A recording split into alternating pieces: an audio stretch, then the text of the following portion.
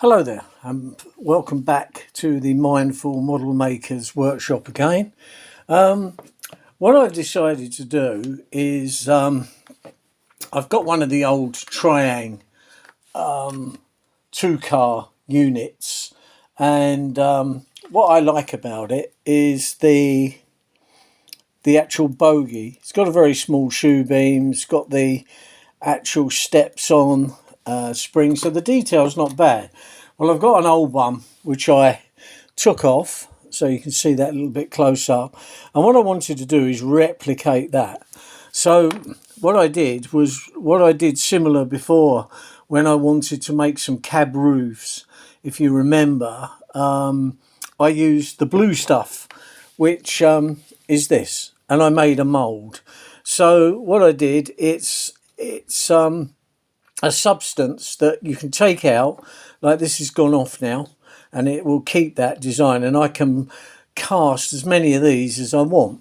So what I did, when this was really soft, you put it in boiling water. So you take it out of that, put it in boiling water and leave it for a while, and it becomes very soft, very malleable, and you can then turn it into whatever you want. Then all you need to do is to push in whatever it is you want to cast. So what I did was push that right in like that while it was soft, and I actually left it in there overnight, then carefully took it out, you can see, and you have got the shape in there.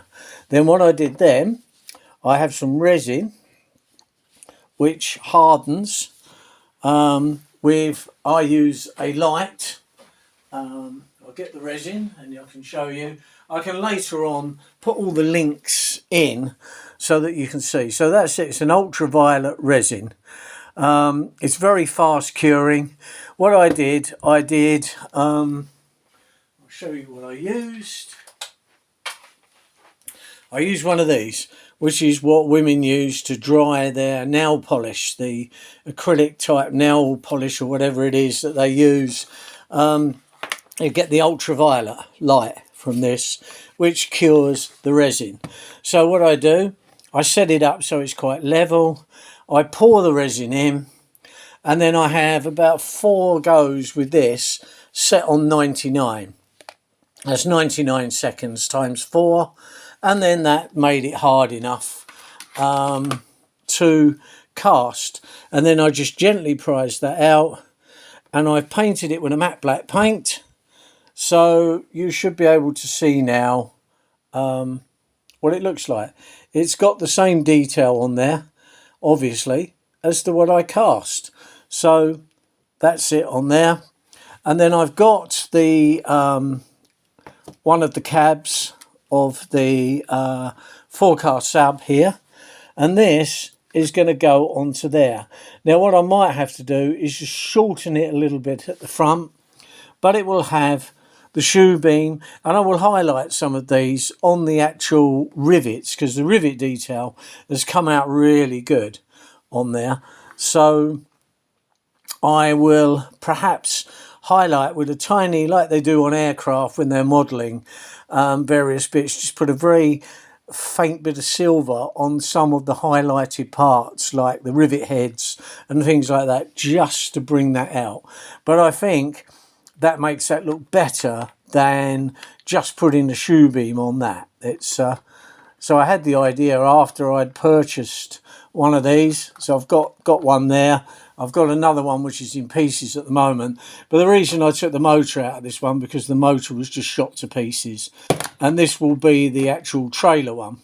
I've just got to free the wheels up a little bit because it hasn't been used for years, but I thought while it's off, I am going to make that, and all I will do then is cast another 3 because I've got the other motor coach. So that will go on there like so. Just lay that down. But like I say, I probably need to just chop a little bit off at the front, just to make it a weeny bit shorter at the front so it doesn't snag up on the actual buffer beam, because this is a slightly different bogie. So I'll get the axle boxes level like so, and it needs just a little bit snipped off at the front, which you're hardly really going to notice, because I think it's the detail that just makes it stand out. So that's where we are on there. So you can see a previous video where I made cab roofs. I'll show you the original one, and I'll show you one that I made. So I actually cast that using the blue stuff. There is a video on here, and that's what I made. So this is a resin one, the same as the resin that's on there, just painted black. So as you can see, there's not much difference when that's fitted on to a roof of a coach.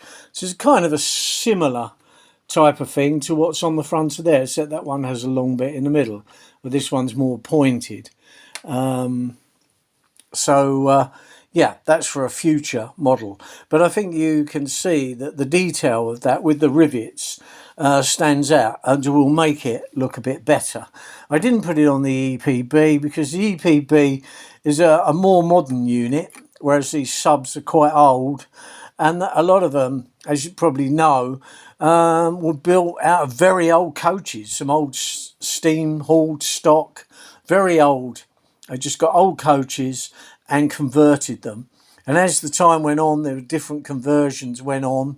They used different coaches, so they were a bit of a mishmash of various things. But I think that gives it the look of something a bit older, which is what I'm trying to get with the sub. I might do something very similar when I build the core unit, which will be probably one of the next projects, will be that. This, I'm going to just get the other coach going and sort that out, get these horrible couplings off the front and tidy that up, and I'll probably put a screw coupling on the front of that, and just put a little bit of detail here and there, and just blend it in. So I'll probably leave the green, and I may just paint the roofs so they kind of match the other roofs, that's all, so that when all the stock is running around. And of course I've got to convert this from 2-rail, because this is a 2-rail one.